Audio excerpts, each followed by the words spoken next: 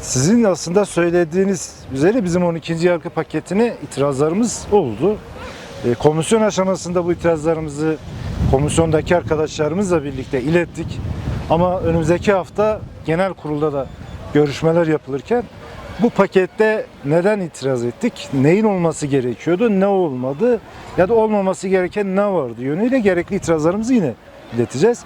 Ama tabii en başta şunu söylemek lazım. Bu 12. yargı paketiyle şu an yürüyen barış ve demokratik toplum sürecinin bir sonucu olarak meclise gelecek olan çerçeve yasayı birbirinden ayırmamız gerekiyor.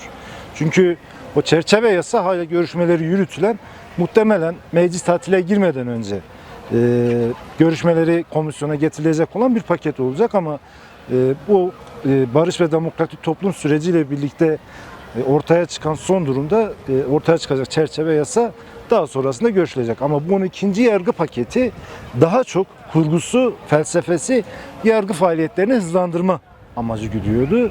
Bunu yaparken yine siyasi tutsakları görmeyen bir yerden yaklaşımı vardı ya da toplumsal beklentilere karşılık olmayan bir yaklaşımı vardı. Sadece siyasi tutsaklar boyutuyla değil, aynı zamanda adli vakalar, adli dosyalar, yürütülen soruşturmalar kapsamında da bir görmeme hali devam ettiriliyordu. Duymama hali devam ettiriliyordu. En başta şunu söylemek lazım. Bu yargı paketine bizim sürekli siyasi tutsaklar boyutuyla itiraz etmemizin temel sebeplerinden biri siyasi tutsaklar boyutuyla halen infazlarının yakılıyor olması. Halen adi tıp marifetiyle işkenceye devam ediliyor olması boyutuylaydı. Ve disiplin affı dediğimiz aslında bütün mahpuslar için genel olarak uygulanan bir hak ihlalinden söz ediyoruz ama siyasi tutsaklar boyutuyla en ağır şekilde uygulanan bir durumdan söz ediyoruz. Dolayısıyla bu 12. yargı paketi içerisinde hem disiplin affı boyutuyla hem siyasi tutsaklara yönelik o gerçekleştirilen şartlı salıvermeden yararlanmayı engelleyen uygulamalar boyutuyla ya da adi tıbbın gelmiş olduğumuz noktada bir işkenceye varan tutumundan kaynaklı bir düzenlemenin olmamasından kaynaklı biz itirazlarımızı sunduk. Tabii yargı paketi getirildiği zaman içerisinde sadece salt bir yargı süreçlerini hızlandırma amacını güden bir düzenlemeler söz konusuydu. Bir de kamuoyunun da yoğun bir şekilde takip ettiği, bizlerin de bir iki yargı paketi öncesinden itibaren aslında o mağduriyeti görüp DEM Parti Adalet Komisyonu olarak o Adalet Komisyonu'nun gündemine yoğun bir şekilde sokan bir yaklaşımımız oldu. Bu ilk gündemleştiren bir yaklaşımımız da biz aslında bu İBAN mağdurları dediğimiz Türk Ceza Kanunu 158. maddesini ilk gündemleştiren bir yerde Adalet Komisyonu'nun DEM Parti üyeleri olarak biz durduk. Geldiğimiz aşama itibariyle toplumda oluşan baskıya ve bütün partilerin artık muhalefet partileri de dahil olmak üzere, iktidar partilerinin de dahil olmak üzere gelişen toplumdaki o baskıya cevap olma ihtiyacı açığa çıktı ve netice itibariyle görüşmeler devam ederken 12. yargı paketin görüşmeleri devam ederken bu İBAN mağdurları dediğimiz Türk Ceza Kanunu 158. maddeden kaynaklı eklemeler yapıldı. Madde iddiası gerçekleşti. Muhtemelen de genel kurulda da belki kapsamı daraltılır, belki çıkartılır. Netice itibariyle önümüzdeki hafta genel kurulda da görüşmeleri tamamlanacak. Ama dediğim gibi bizim temel olarak oraya temel itiraz sebeplerimiz bir takım düzenlemeler yapılırken siyasi tutsaklara yönelik o ayrımcı politikanın her zaman olduğu gibi yine devam ettiriliyor olması. Bizim temel çıkışımız, temel itirazımızın sebebi odur. Şimdi bunlara başlık başlık girmek lazım. Mesela adi tıp diyoruz. Şimdi hasta tutsaklar çok ağır bir şekilde halen zindanlarda bu işkenceye en ağır şekilde maruz kalıyor. O en ağır şekilde o işkenceyi hala ağır tutsaklara yaşatılıyor. Dolayısıyla burada ağır tutsaklar yönünden o adli tıpın vermiş oldukları raporları da önümüze aldığımızda bir tutum geliştirmesi gerekiyordu iktidarın. Ama iktidar maalesef ki yine bu adli tıpın görmeyen, o adli tıpın net bir şekilde ağır tutsakların özgürlüğünün önüne geçen, engelleyen, işkenceye varan tutumlarını yine görmedi. Yine herhangi bir düzenleme yapılmadı. Mesela diğer bir mesele disiplin affı meselesi siyasi tutsaklar boyutuyla şöyle söyleyeyim.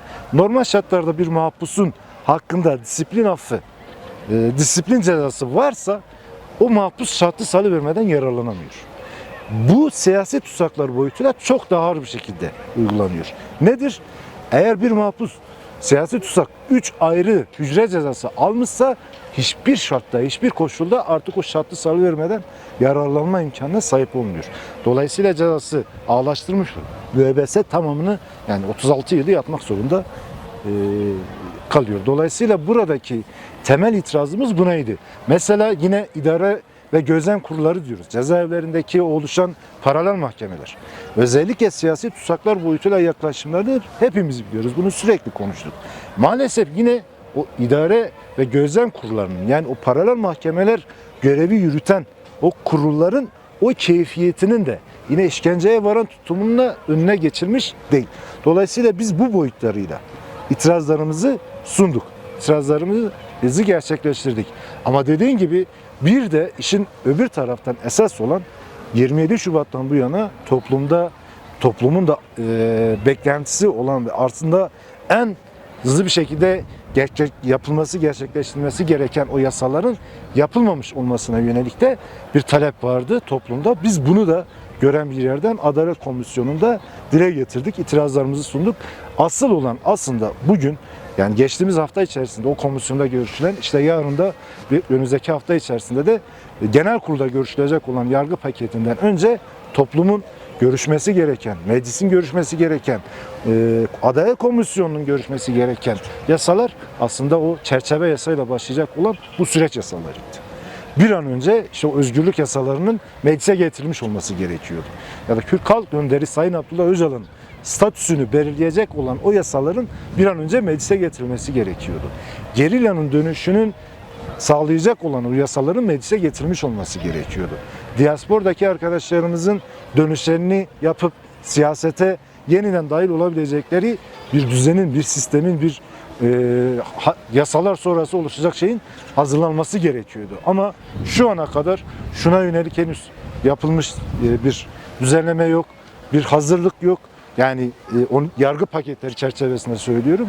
Dolayısıyla buna yönelik olarak da biz itirazlarımızı komisyon aşamasında dile getirdik. Bundan sonraki aşamada da getirdik. Mecliste bizim tavrımız bir kere bu yargı süreçlerinin ilerletilmesi boyutuyla olduğu için birkaç tartışmalı madde haricinde özellikle İBAN mağdurlarının mücadelesini de gören, duyan bir yerden yaklaştığımız için elbette hayır diyen bir yerden bir yaklaşımımız olmayacak.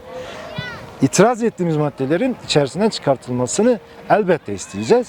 Bunun mücadelesini yürüteceğiz ve yine olmayan, düzenlenmesi gereken disiplin cezalarının affı gibi ya da işte idare ve gözlem kurullarının lağvedilmesi gerektiği gibi ya da işte işkenceye varan tutumları nedeniyle adli tıbbın yapısının yeniden ele alınması gerektiğine yönelik bir yasal düzenleme yapılması gerektiği gibi buna yönelik yeniden madde ihdas edilmesi gerektiği noktasındaki itirazlarımızı, taleplerimizi ileteceğiz. Ama burada bu 12. yargı paketinin önünde hayır diyen bir pozisyondan ziyade itiraz edilmesi gereken maddelere itiraz eden ama toplumun bir noktada beklentisine de onu İBAN mağdurları ya da TCK 158 maddesi nedeniyle bir noktada cevap olmuş olması nedeniyle de biz o boyutuyla özellikle o kısımda desteğimizi sunacağız.